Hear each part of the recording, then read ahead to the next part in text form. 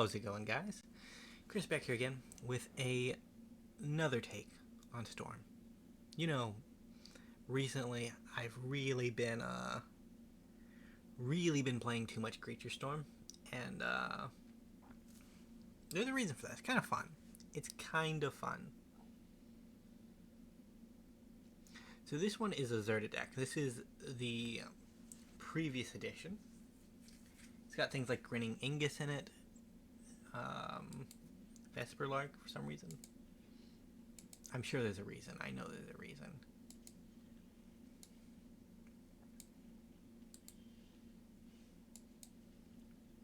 If we had a Witty Roastmaster last game, we would have done okay, but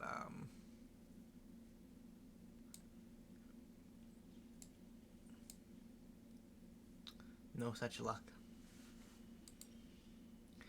Probably wondering why there's a Goblin Matron in the deck. We run Masswood Nexus, because there's not really a lot of ways in red-white to search out a specific creature.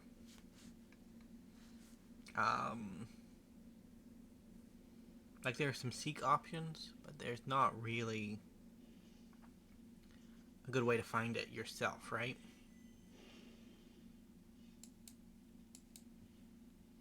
Get a Roastmaster down. So whenever a creature enters the battlefield, we gain 1 life, our opponent loses 1 life. It's kind of like a build your own blood artist, but a little bit worse.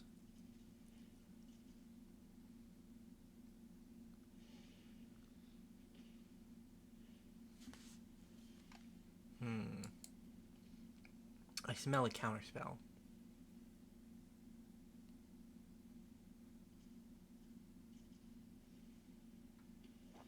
Rude.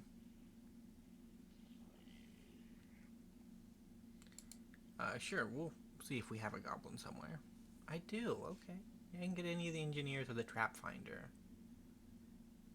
The Trapfinder is actually a secret combo piece, so we'll take that.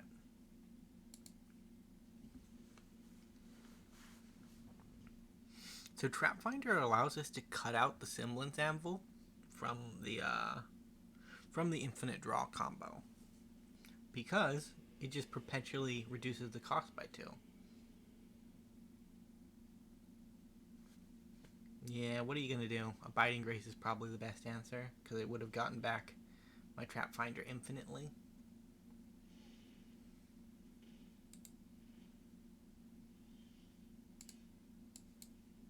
I think we're going to go with the Sigarda's Aid. Is this the counter spell, or do you have another removal spell?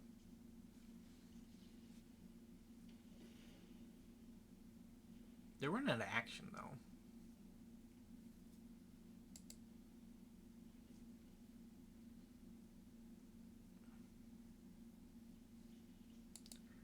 I guess we could reanimate our Witty.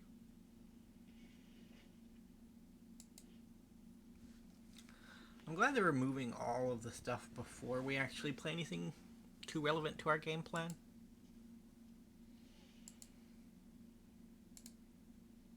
We can take 3 additional damage.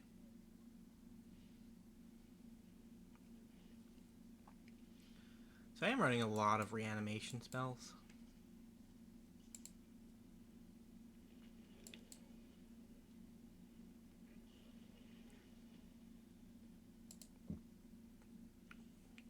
Excuse me. What do I need? So I put the action on the altar in the graveyard. It might stay there, which is something I'm not very keen on. Oketra's Monument, I guess?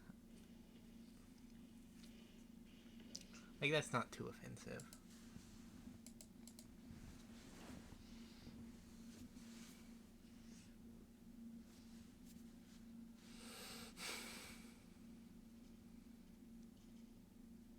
Yeah, the nice thing is our opponent is running out of action. To be fair, we're out of action too, but we never really had any action to begin with.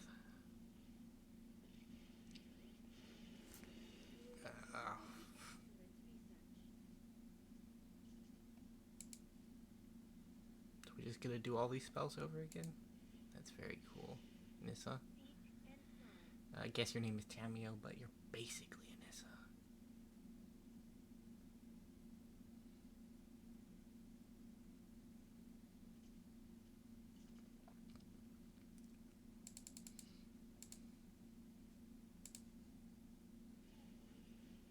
Time Warp, okay. I see what you're doing there. Not a big fan, honestly.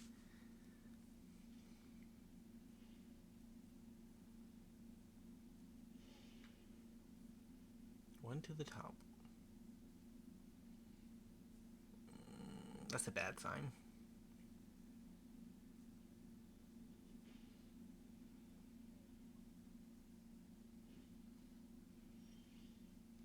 It's a worse sign. Well, let's get back our Oketra's Monument.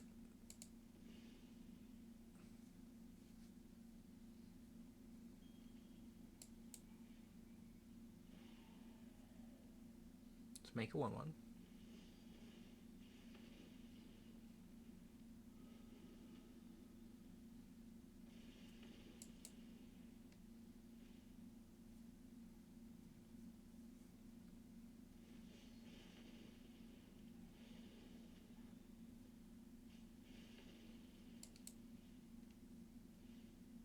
Yeah, this is unfortunately all we have, though.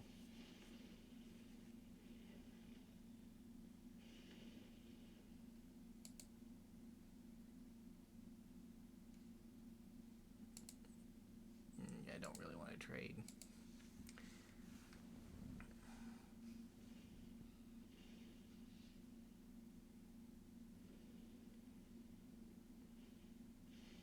Alright, well, we dodged a big bullet.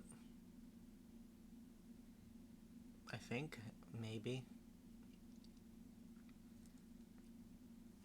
We don't know what they drew, right? That's one of the bullets we had to dodge. The other bullet we had to dodge is the Genesis Ultimatum in the graveyard. So if they had down-ticked Tamio to get the Genesis Ultimatum, we would have known... I guess we would have known that they didn't draw something that they wanted.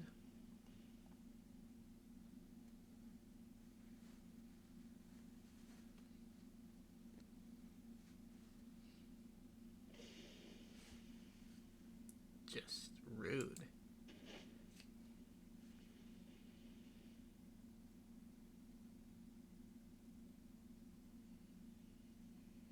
Back up to 21 though.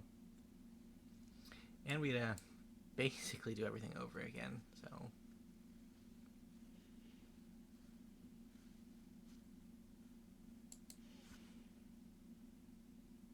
Yeah, I think what I would have done in that turn is Genesis Ultimatum, gotten Time Warp, Time Walk, Ancestral Recall, and then just made life awful.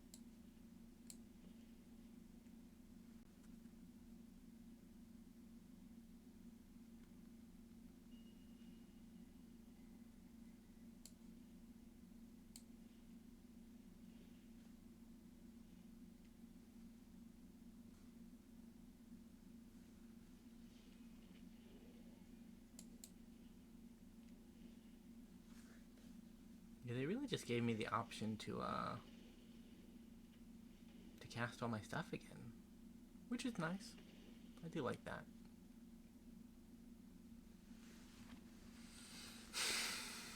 Now, annoying thing to do would be to -3 River's Rebuke again.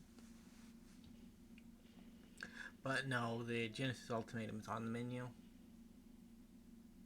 Guess they didn't have mana for it. That's why they didn't go for it. That makes sense.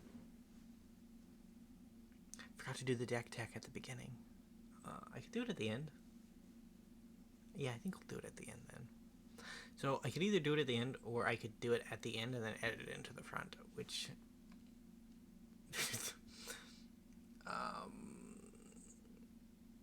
yeah, I guess you get 2 extra turns. Beat me down. But we will not be drawing a new hand. Sorry about that.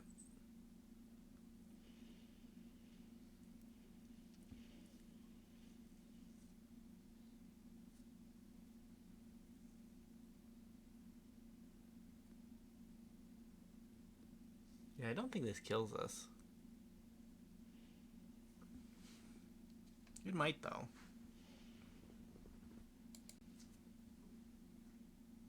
It's hard to say with the more combo-y decks.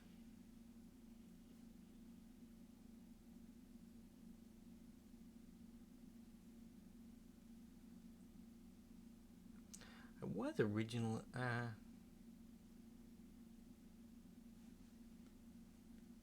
the story for a different deck, I think.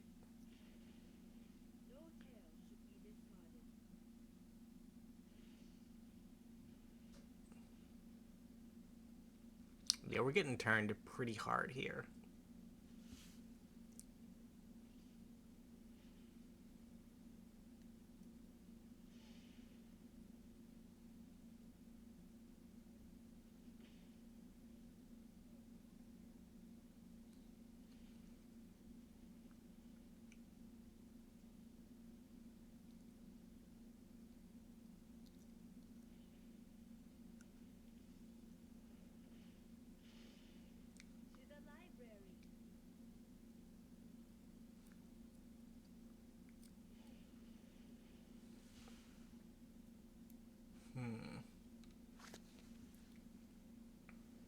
I've been slowly making progress on One Piece. I finally got into the raid. Man, the build up to the raid on Onigashima, I think it is so slow. Like, I saw those bridges get destroyed 7 times. And that kind of made me rage quit One Piece for about a week. But, you know, after a week I was like, I better get back to it. Something that blew my mind, because I was a little tilted after that span of episodes, so I went online to see if there was any other complaining about the pacing in that anime, and apparently they generally do like 1 chapter an episode, and that's just insane. It's insane. I have to say, because the first anime that I really watched and got into was Bleach, and Thousand Year Blood War, released last season technically. It ended just recently though, and in that one, like, they were doing 5 chapters an episode, and I mean, it's a really good show. But, just the stark difference in the pacing. Like, the new Bleach feels... I don't know, it feels a little fast. But I think that's a good thing. Whereas with One Piece, it kind of feels like pulling teeth. Like, there's something really cool happening, and I want to see it. And then One Piece cuts to some random nonsense character off in the distance doing something completely unrelated. Not unrelated, really. Like, they're doing the same thing, but it's like, I don't need that many breaks, man. I don't need them.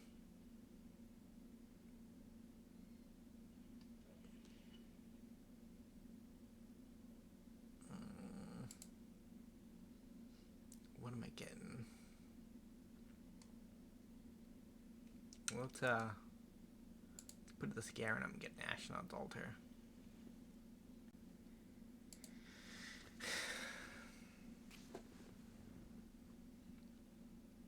Yeah, I don't know, the new Bleach anime feels like, it still feels like a typical shonen anime, but it feels a bit more like in the vein of the newer shonen animes as opposed to the older shonen animes. One of the things I think that shonen has really improved in its in the quality of its shows over the past few decades is that it hasn't, because it's moved away from being like a continuous release schedule.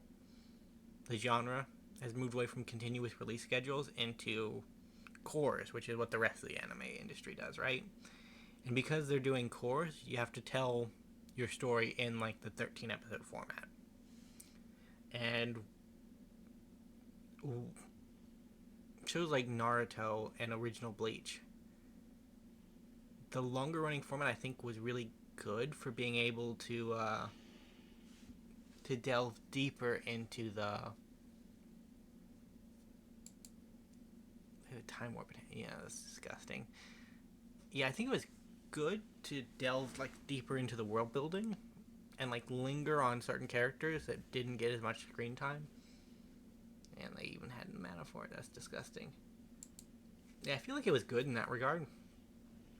On the other hand, like I think in certain cases you can take it too far. And I think that One Piece does take it too far sometimes. Like, it's a good show. I like it. But I can only see the same scene so many times before I get bored and want to do something else with my time.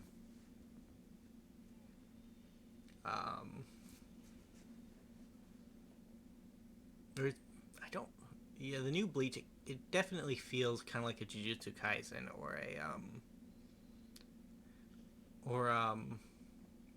a Demon Slayer, because in those ones you don't really have a lot of recaps. Like Demon Slayer had a little bit of recap here and there, but generally it was story beat after story beat after story beat, right? Like the chapters kept flowing. Please don't counter this. I need this to resolve.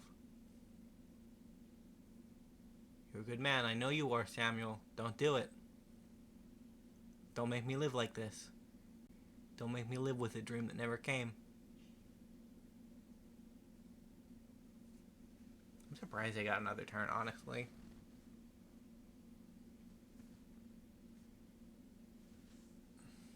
What are you doing? Shigeki? Oh.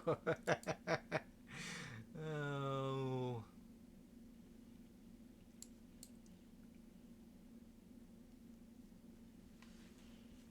Hey, look at me pulling off minor combos. I can get any card in my deck. What am I gonna get? Farsight Adept. Bet you're confused now, opponent. I only need one enchantment now to pull off the full combo.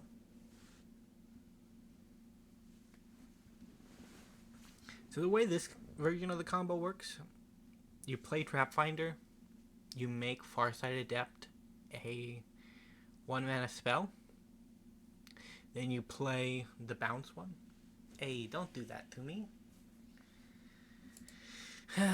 Game 2 did not go well. I think we're going to end it off here too, because I've been really bad recently about putting out like ridiculously long videos. And I know I'm going to have to do it eventually anyways, because I do want to get a second game in. What that video game is going to be, I don't know. I played Dragon's Dogma, but I didn't record any of my audio, so I have like an hour of footage on that is technically possible to be used, but it's also I have to dub over it to make it work, which takes another. It just takes more editing to make it work. Do I want to go for a game? Yeah, I kind of do want to go for a game 3. We'll concede aggressively for this one, and then we'll look at the deck, and we'll call it a day. Yeah, so the new Bleach, it feels a little bit fast-paced like that, right? Like, it actually feels even more fast-paced than some of the newer shonen. Mainly because, like, I don't think that either of the two I mentioned went as far as to adapt 5 chapters an episode. And that was what the Bleach team were doing. They were adapting an average of 5 episodes.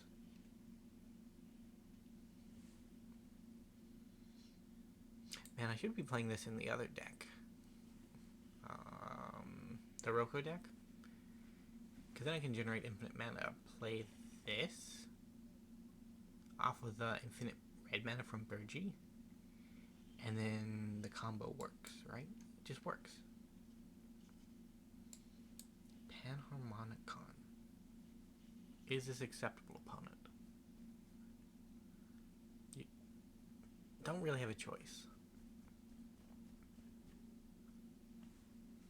I think they were holding up 2 mana so that they could Heartless Act whatever I played.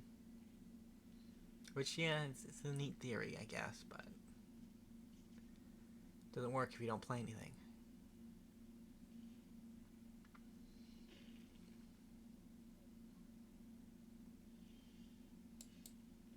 So let's get one of our combo pieces. That way we have 2 combo pieces. Now, if we get an Oketra's Monument, Kor Skyfisher can basically combo with Oketra's Monument and the enchantment we want, right? So we want this one.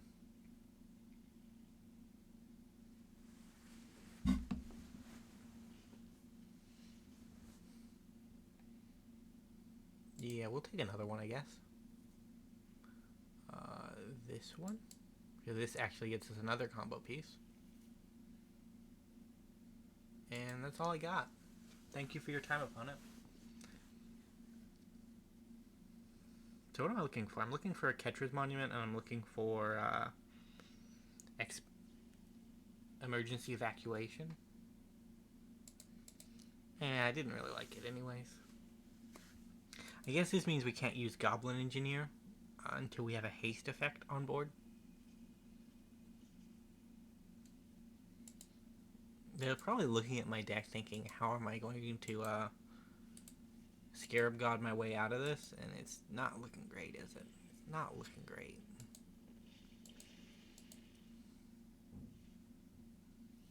Yeah, I'm gonna wait to cast the Engineer.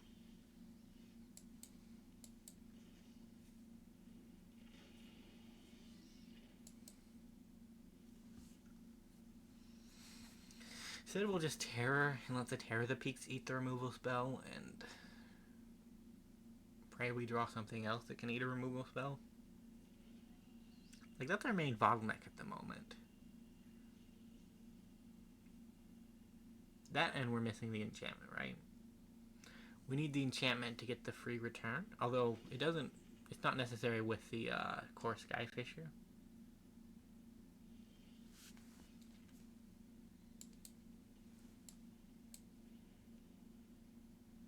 Creature.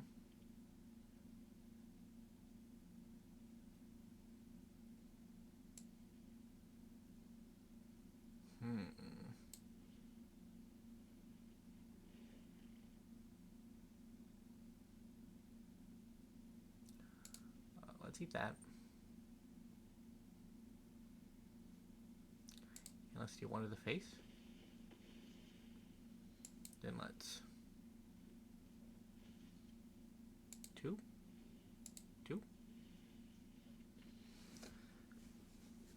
Yeah, that was a good showing.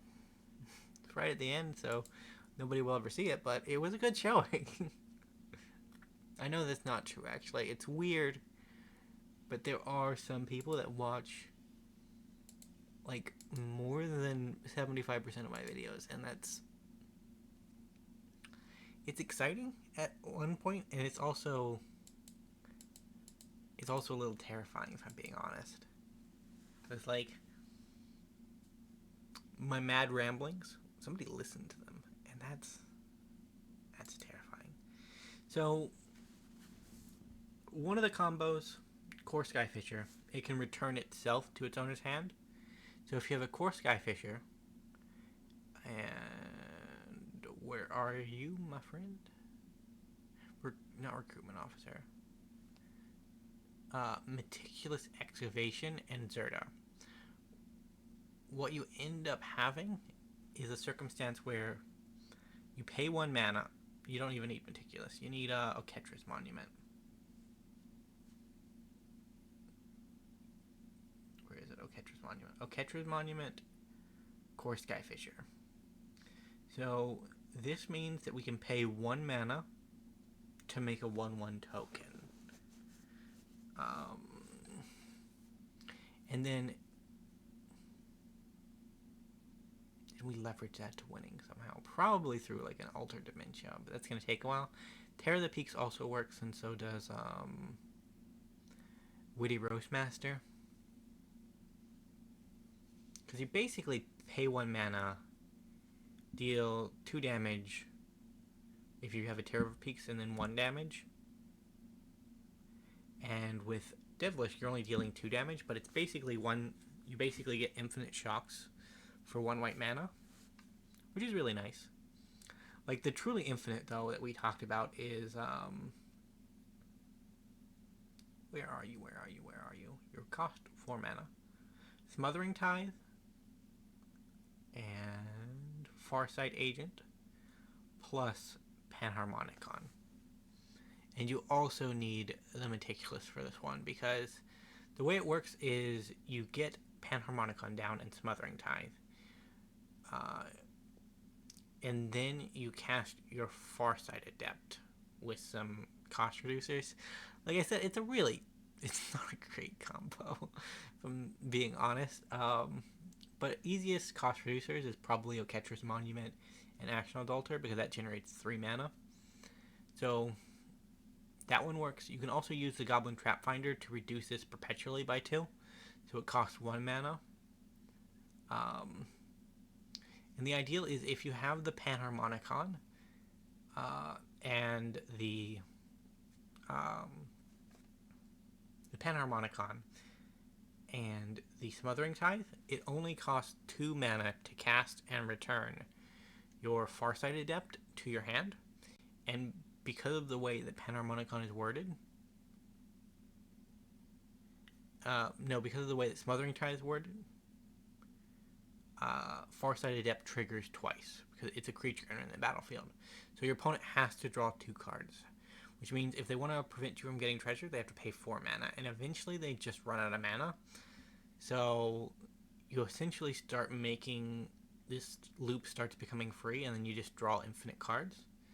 Now, if you have a piece down like Mirror March or Terror of the Peaks or Witty Roastmaster, you win the game in the process. The ideal is that a lot of Brawl decks draw faster than us, and because most of our ways of getting things are like they just search out 1 card, like they're not digging through the deck to get things. The ideal is that your opponent will have to draw the last card in their library before you have to draw the last card in your library. It doesn't really work that often, but when it does, it's kind of cool. Either way, thank you guys so much for watching. If you did enjoy, remember to leave a like, subscribe to the channel, and I will see you next time around. Bye for now.